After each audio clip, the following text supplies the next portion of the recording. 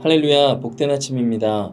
새 찬송가 210장 시온 성과 같은 교회 함께 찬양하시면서 3월 13일 금요일 가정에서 드리는 새벽 예배를 시작하겠습니다.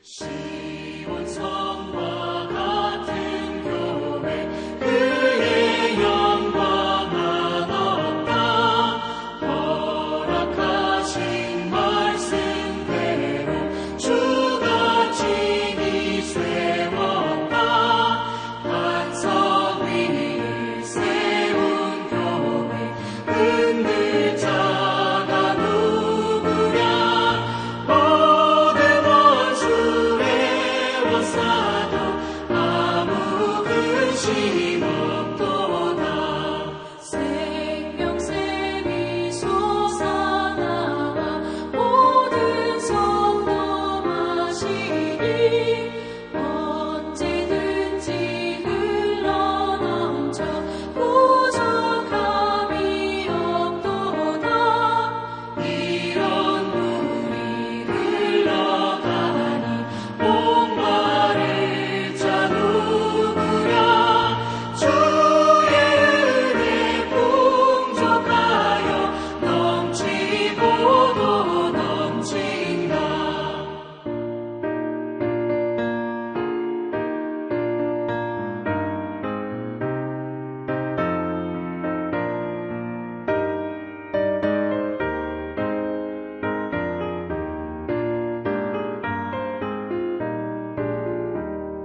주의 은혜 내가 받아 지온 백성 되는 때 세상 사람 비방해도 주를 찬송하리라 세상 얻는 모든 영광 아침 안개 같으나 주의 자녀 받을 복은 영원 무궁하도다. 아멘. 오늘 앵커에서 열리는 영성 수련회를 위해 기도합니다. 성령님께서 참가자들과 또 스태프들의 마음 깊은 곳까지 만져주셔서 놀라운 회복이 있는 영성 수련회가 되게 하소서. 이 기도 제목으로 이 시간에 함께 기도하겠습니다. 참 좋으신 하나님, 오늘 이 새벽에 하나님께 예배하는 자리로 나아오게 하시니 감사합니다. 오늘부터 3일간 앵커에서 영성 수련회가 열립니다. 성령님께서 참석하는 이들과 또 이를 돕는 스태프들에게 하나님을 갈망하는 간절한 마음을 부어 주시옵소서. 그래서 매 시간마다 살아계신 하나님을 경험하는 은혜가 풍성한 이 시간 되게 하여 주시옵소서. 한 건의 안전사고도 일어나지 않도록 천군 천사로 보호해 주시며 기쁨과 감사가 회복되고 기도 제목마다 응답받는 이 시간 되게 하여 주시옵소서. 또 강의와 말씀 증거해 주시는 담임 목사님 붙들어 주시고 이를 위해 수고하시는 모든 강사들 위에도 기름에 기름을 부어 주시옵소서. 이제 오늘 이 새벽 예배를 위해서 기도합니다. 하나님의 말씀이 우리의 심령 가운데 새겨지게 하시고 또 하나님의 말씀을 받아 순종하는 이 새벽 예배 시간 되게 하여 주시옵소서. 감사드립니다. 예수님의 이름으로 기도드립니다. 아멘. 오늘 우리에게 주신 하나님의 말씀은 마가복음 11장 15절에서 26절까지 말씀입니다. 함께 읽겠습니다. 그들이 예루살렘에 들어가니라. 예수께서 성전에 들어가사 성전 안에서 매매하는 자들을 내쫓으시며 돈 바꾸는 자들의 상과 비둘기 파는 자들의 의자를 둘러엎으시며 아무나 물건을 가지고 성전 안으로 지나다님을 허락하지 아니하시고 이에 가르쳐 이르시되 기록된 바 내 집은 만민이 기도하는 집이라 칭함을 받으리라고 하지 아니하였느냐. 너희는 강도의 소굴을 만들었도다 하시매 대제사장들과 서기관들이 듣고 예수를 어떻게 죽일까 하고 꾀하니 이는 무리가 다 그의 교훈을 놀랍게 여김으로 그를 두려워함일러라. 그리고 날이 저물매 그들이 성 밖으로 나가더라. 그들이 아침에 지나갈 때 무화과 나무가 뿌리째 마른 것을 보고 베드로가 생각이 나서 여짜오되 랍비여 보소서 저주하신 무화과 나무가 말랐나이다. 예수께서 그들에게 대답하여 이르시되 하나님을 믿으라. 내가 진실로 너에게 이르노니 누구든지 이 산더러 들리어 바다에 던져지라 하며 그 말하는 것이 이루어질 줄 믿고 마음에 의심하지 아니하면 그대로 되리라. 그러므로 내가 너에게 말하노니 무엇이든지 기도하고 구하는 것은 받은 줄로 믿으라. 그리하면 너에게 그대로 되리라. 서서 기도할 때에 아무에게나 혐의가 있거든 용서하라. 그리하여야 하늘에 계신 너희 아버지께서도 너희 허물을 사하여 주시리라 하시니라. 아멘. 하나님을 믿으라 라는 제목으로 하나님 말씀 증거하겠습니다. 오늘 15절에서 17절까지 말씀은 예수님의 분노를 기록하고 있습니다. 15절 말씀 보면 제자들과 예수님은 성전에 들어가십니다. 성전 안에는 환전하는 자들과 또 제물로 바칠 짐승을 매매하는 자들이 앉아 있었습니다. 예수님은 그들의 의자를 둘러 엎으시며 또 그들을 내쫓고 아무나 성전 안에 지나다니지 못하게 하셨습니다. 이어지는 17절을 보면 기록된 바 내 집은 만민이 기도하는 집이라 칭함을 받으리라고 하지 아니하였느냐. 너희는 강도의 소굴을 만들었도다 라고 말씀하십니다. 무슨 이유로 예수님께서 이렇게 화가 나셨을까요?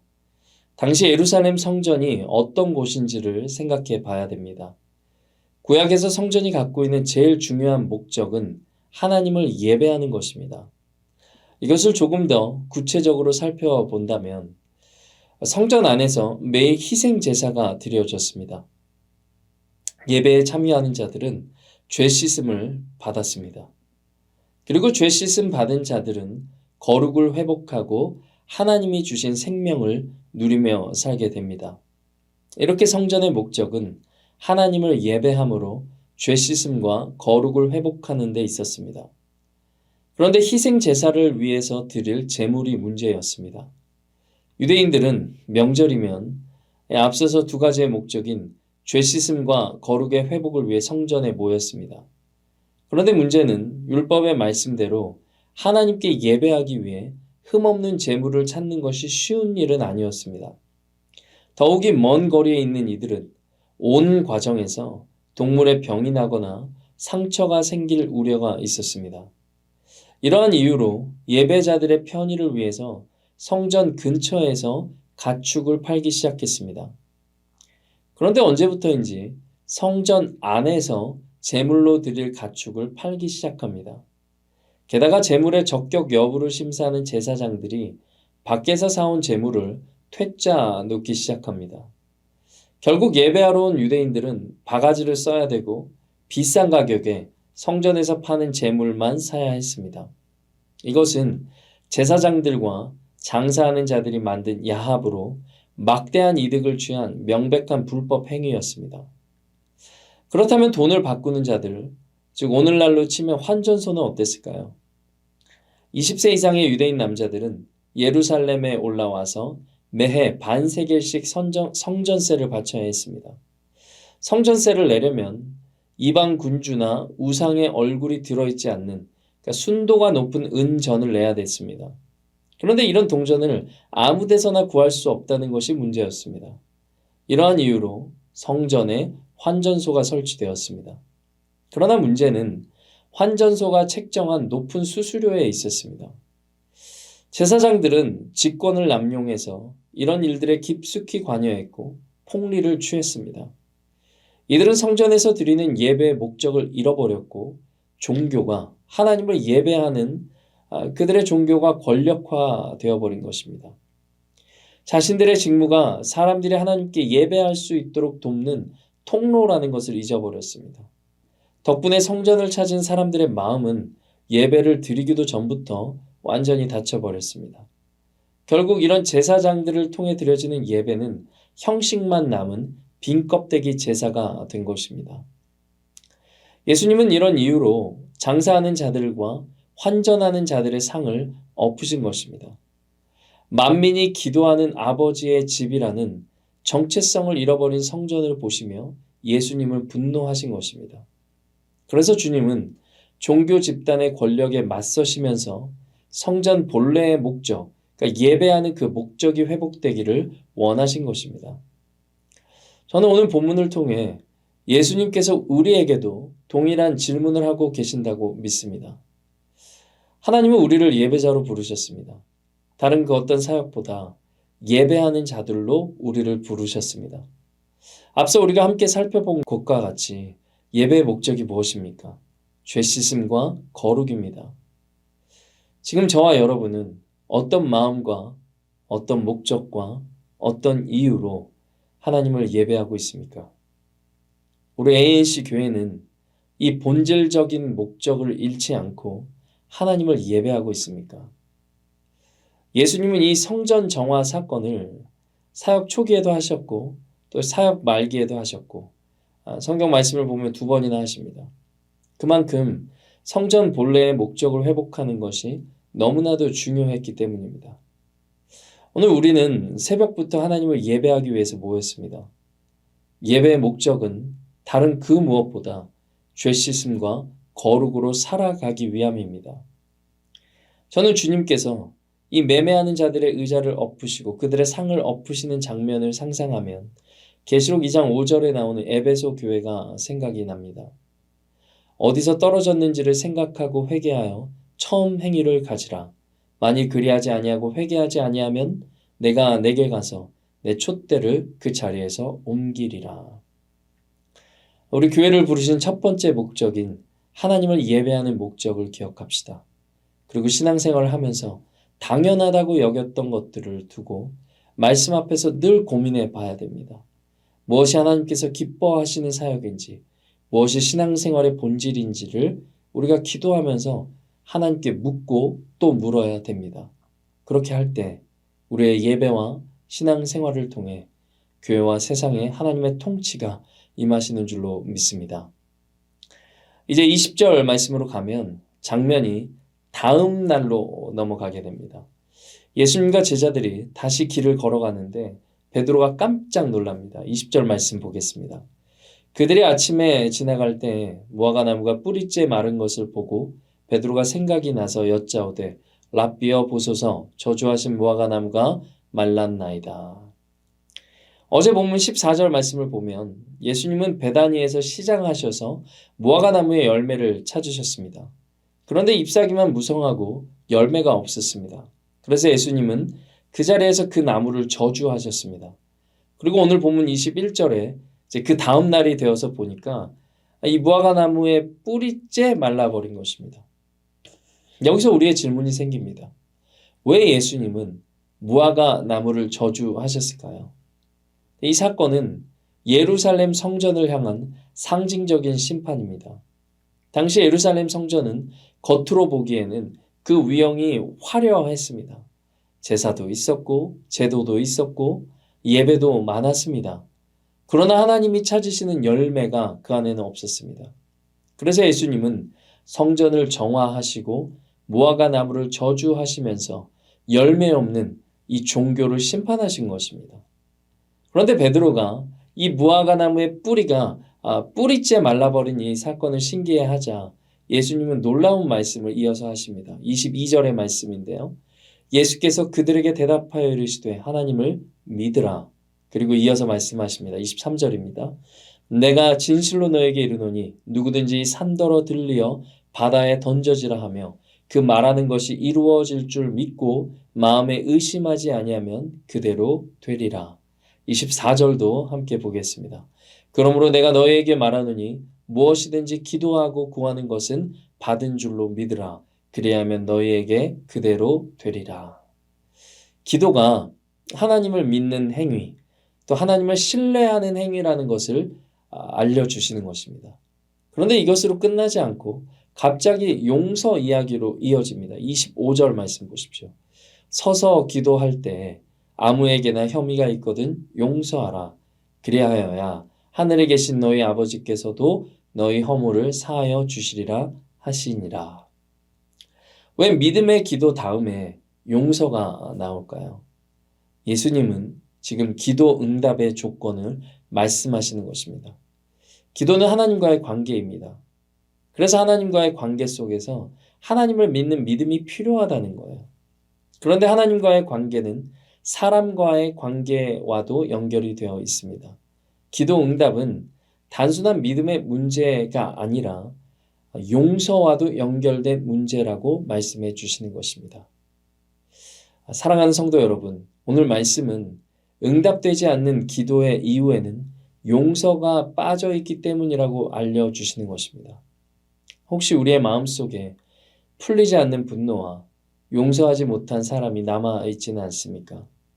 기도하면서도 여전히 마음속에 증오가 가득하다면 그것은 믿음의 기도가 아니라는 것입니다. 저 역시 지난주에 불편한 일을 하나 겪었습니다.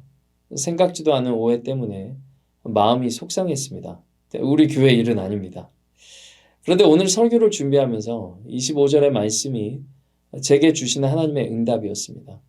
악인은 하나님이 심판할 것이기 때문에 우리가 붙잡고 있을 필요가 없습니다.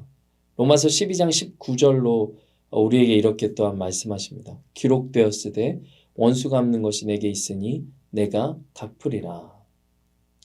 민수기 12장 3절 말씀을 보면 성경은 모세를 가리켜서 그 온유함이 지면의 모든 이보다 더하다고 평가합니다.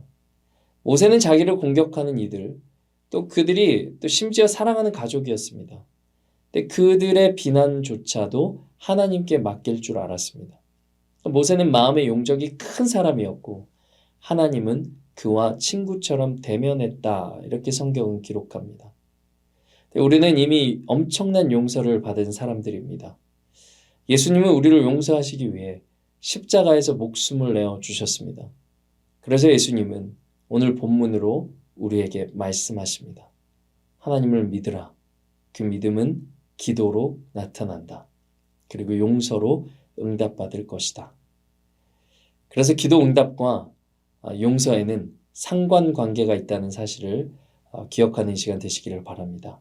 그래서 믿음으로 구하고 또 용서하는 자의 기도를 통해서 하나님은 놀랍도록 우리의 기도 가운데 응답하시는 줄로 믿습니다. 네, 오늘 말씀 들은 거 생각하시면서 함께 기도하겠습니다. 사랑과 은혜가 풍성하신 하나님, 오늘 말씀을 통해 많은 것들을 깨닫게 하시고 또 생각나게 하시니 감사합니다. 그중 한 가지만이라도 오늘 하루 동안 우리 삶에 적용하여 주님이 기뻐하시는 우리 모든 인생 되게 하여 주시옵소서. 그래서 믿음으로 간구하며 또 용서하는 자가 되어 기도마다 응답받는 우리 모두 되게 하여 주시옵소서. 우리 삶을 통해 주님의 살아계심을 보여줄 수 있는 우리 모두 되기를 원합니다. 오늘 여러 가지 기도 제목으로 주님 앞에 나아가는 우리 한 사람 한 사람을 붙들어 주시고 그 기도 제목들마다 또 주님의 음성을 듣는 이 시간 되게 하여 주시옵소서. 감사드립니다. 예수님의 이름으로 기도드립니다. 아멘. 이제 계속해서 개인적인 기도 제목으로 주님 앞에 나아가겠습니다. 복된 하루 되시기를 바랍니다.